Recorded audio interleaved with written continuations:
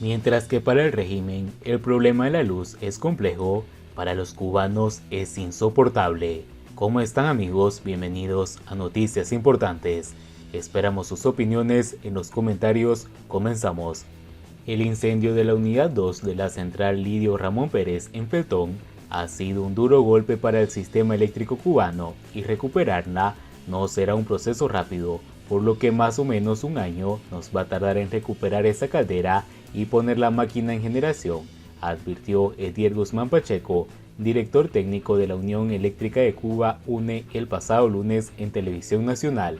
El técnico estuvo junto al ministro de Energías y Minas, Iván Arronte Cruz, director del sector más conflictivo en estos momentos en la isla, que intervino para dar explicaciones a una población hastiada ante una situación, la generada por los interminables apagones y los cortes de luz, que para el funcionario es compleja y tensa, pero tiene solución, que no es inmediata sino gradual. Arronte recordó que Peltón 2 tiene una elevada capacidad generadora, unos 255 MW por hora, que ha perdido a partir del accidente.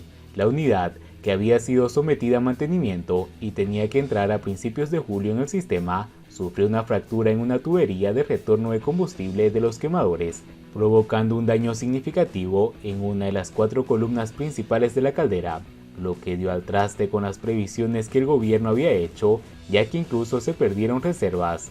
Guzmán Pacheco detalló que el mantenimiento al que estaba siendo sometida la unidad se prolongó por más de un mes de lo previsto, cuando por fin, después de varios inconvenientes más, iba a entrar en funcionamiento, se detuvo la caldera para hacer un cambio de gases. En ese momento, se produjo un fallo en uno de los codos de la tubería y se derramó el combustible sobre la caldera, apagada pero aún caliente, produciéndose un incendio. Aunque los bomberos lograron controlarlo en 15 minutos, la intensidad del incendio fue muy alta.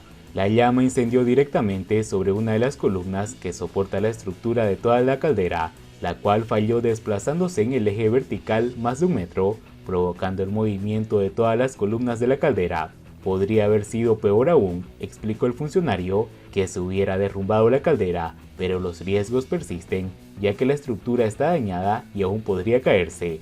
El técnico explicó que hay partes de la caldera, como los calentadores de aire o los ventiladores, que no tienen daños, pero que se está valorando la situación para determinar sus consecuencias y cuánto podría tardar en recuperarse.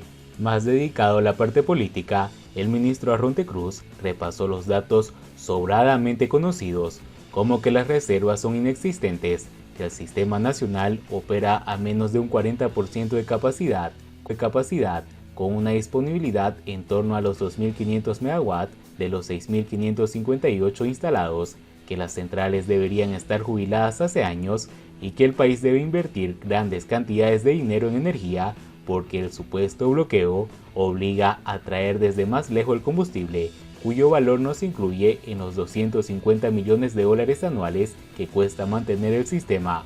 Los últimos barcos que hemos podido adquirir están alrededor de 64 o 67 millones de dólares y traen más de 40.000 toneladas, que alcanzan para 10 días de consumo como máximo en el país.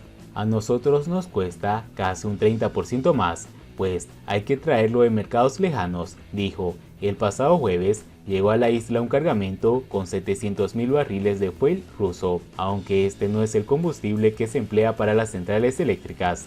El ministro no mencionó el petróleo gratis que recibe desde Venezuela desde hace años y que, aunque en cantidades menguantes, no deja de llegar a la isla.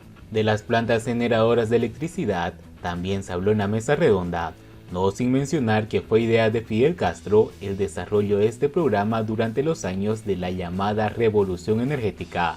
El sistema, del que dio sobrados detalles técnicos su director, Arles Luna Leiva, está formado por 1.334 MW en diésel, de los que solo se obtienen 560 al día, 944 grupos en 154 centrales y 1.272 MW en fuel, que generan apenas 300 MW, 507 grupos en 35 centrales. 752 grupos están fuera de servicio por distintas razones que van de roturas a falta de mantenimiento.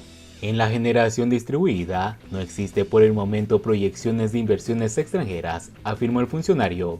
Turquía ha enviado hasta la fecha 5 plantas generadoras flotantes que están reforzando el sistema, pero la carencia es tan grande que los problemas no se resuelven con los 15 megawatts aproximados que aportan cada una de estas estructuras. Los responsables de energía cubanos dijeron estar preocupados por las largas horas sin electricidad que pasan los cubanos, aunque volvieron a pedir ahorro y sacrificio a la población e insistieron en que mantienen una política de comunicación constante para tratar de afectar lo mínimo posible la vida de los ciudadanos, incluso en esta época del año, cuando afirmaron el clima afecta considerablemente las estructuras eléctricas, provocando más averías de lo esperado.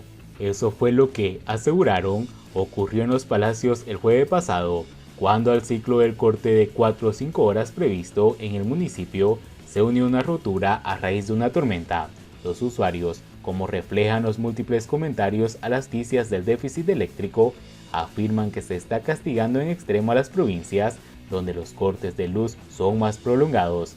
Ese reclamo fue recogido en un comunicado del Grupo Trotskista Comunista de Cuba, que afirmó el día viernes que las restricciones se llevan allí donde la población manifestó menos su descontento el 11 de julio, como Pinar del Río, donde no hubo manifestaciones. Siguiendo con las noticias, prensa oficialista critica los precios abusivos de la red estatal de Matanzas. Todos los salarios se van en comida. Resulta inconcebible que un paquete de galleta cueste 250 pesos, que un jabón Liz de la bodega se revenda a 50, una frazada de piso a 280, un filete de huevo llegue a valer 750, denuncia una reportera del periódico provincial Matancero. Una periodista del oficialismo criticó los precios abusivos de la red de comercio y gastronomía en Matanzas, un lugar donde, todo el salario se va en comida. El reportaje del periódico titulado Precios, la historia de nunca acabar, que firma la periodista Miriam Velázquez, argumenta que, aunque en el mercado negro los precios se disparan de un día a otro con increíble facilidad, no parece que el Estado vaya en este asunto a la saga. Desde que el ministro de Finanzas y Precios adoptara la decisión de liberarlos, asusta mirar las tablillas en alguno de esos centros. Entonces, lo que constituía una vía de escape para el bolsillo común se ha convertido en un privilegio para los más holgados. Afa Vázquez. Para la periodista, gran parte de la culpa de los precios de la red estatal, que se hayan vuelto prácticamente incosteables para el bolsillo de los matanceros, recae en los responsables de controlar y exigir porque eso nunca suceda.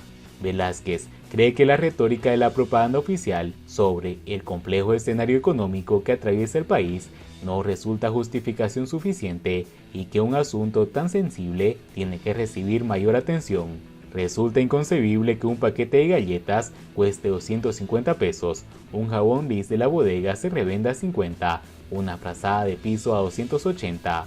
El reportaje de la prensa oficialista matancera exige que los funcionarios estatales encuentren un modo de eliminar ese mal en las condiciones actuales que tardará aún mucho tiempo en cambiar. Te acuestas una noche y luego de haberte comido un aguacate que costó 40 pesos, ya de por sí bien caro, a la mañana siguiente, cuando vas en busca de otro, vale 50 o 60 más. Solo un ejemplo que engrosa la lista interminable de productos que, en su mayoría, son de primera necesidad, lamenta. Actualmente, la mayoría de los cubanos viven agobiados por la escasez y la carestía de alimentos, provocados por la tarea de ordenamiento implementada el 1 de enero de 2021, desatando una ola inflacionaria que aún afecta a la economía nacional y a la población tras décadas de racionamiento. Cuba fue considerada al cierre de junio el séptimo país del mundo con mayor tasa de inflación y el segundo de América Latina, solo por detrás de Venezuela, según los expertos de la Universidad Johns Hopkins de Estados Unidos. El ranking elaborado por Steve Hague, profesor de economía aplicada en esa universidad, colocó el 28 de junio a la isla en el séptimo lugar con una impactante inflación anual del 73,31%. Con los precios de los alimentos en alza, los padres ni siquiera pueden permitirse comprar dulce para sus hijos. El peso cubano es lo que siempre ha sido, una moneda chatarra, concluye el académico de la prestigiosa Casa de Estudios Superiores referente de Baltimore, Maryland. Y bien amigos, así vamos terminando las noticias importantes del día de hoy. Por favor, nos ayudarían mucho compartiendo las noticias y así poder informar a muchas más personas de la verdadera realidad en Cuba. Patria y vida, mis hermanos, nos vemos en el siguiente informe.